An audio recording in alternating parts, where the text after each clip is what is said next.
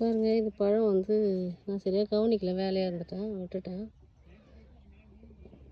பழம் நல்லா இருக்குது, ஆனால் கிளி தான் கடிச்சிடுது மக்களே.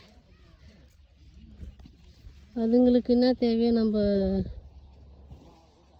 கரெக்ட் டைமில் பார்த்து நம்ம பறிச்சிக்கணும். இல்லைன்னா அதுங்களுக்கு என்ன தேவையோ அதுங்க தான் பறிச்சிக்கணும். கொஞ்சம் கொஞ்சமாக சாப்பிட்டுடுறாங்க. இதெல்லாம் கூட பறிச்சிக்கலாம் மக்களே, நல்லா தான் இருக்கும். நாட்டுப்பழம் எனக்கு இப்படி பார்த்தா தான், இந்த மாதிரி கலரில் சாப்பிட்டா தான் எனக்கு ரொம்ப பிடிக்கும்.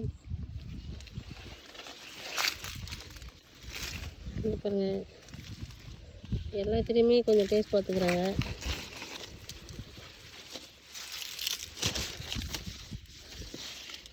இதுதான் வந்து நாட்டு மரம்,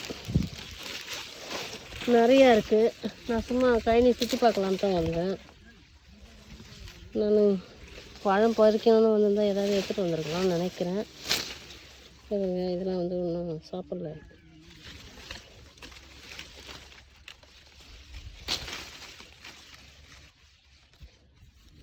இவ்வளோ பழம் இதில் இருக்குன்னு நான் எதிர்பார்க்கவே இல்லை.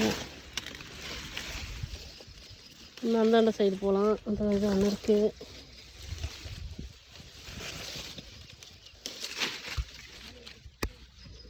அந்தாண்ட பக்கம் போய் பறிக்கலாம். இது கேவுர் நட்டுருக்கு மக்களே. கேவுர் வந்து ராகின்னு சொல்லுவாங்கள்ல, நம்ம ஆளுங்களுக்கு தெரியும், சில பேருக்கு தெரியாது, அதனால ராகின்னு சொல்கிறேன். ராகி நட்டுருக்கோம், அதுக்குள்ளே இருக்குது. இதெல்லாம் சூப்பராக இருக்கா. இது மடியில் இருக்கிறது இங்கே கொட்ட போகுதுன்னு நினைக்கிறேன். கீழே சும்மா ஒரு டவுல் போட்டுன்னு சுற்றி பார்க்கலாம் வந்தால் அதில் பறிச்சு வைக்கிறேன். இப்போ எங்கேயே எனக்கே தெரிய மாட்டேன்னா கூட கிளிங்களுக்கு அந்த வாசனை தெரியும், நல்ல வாசனையாக ஸ்மெல்லு நல்லா தெரியும் அவங்களுக்கு. அதில் சாப்பிட்ருவாங்க.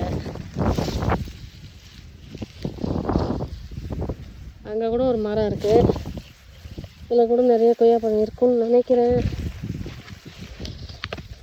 அந்த சைடு போய் பார்க்கும்போது பார்க்கலாம்.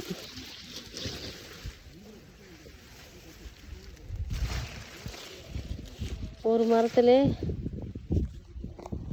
ஒரே ஒரு மரம் தான் காய் பறித்தேன். இருங்க காட்டுறேன்.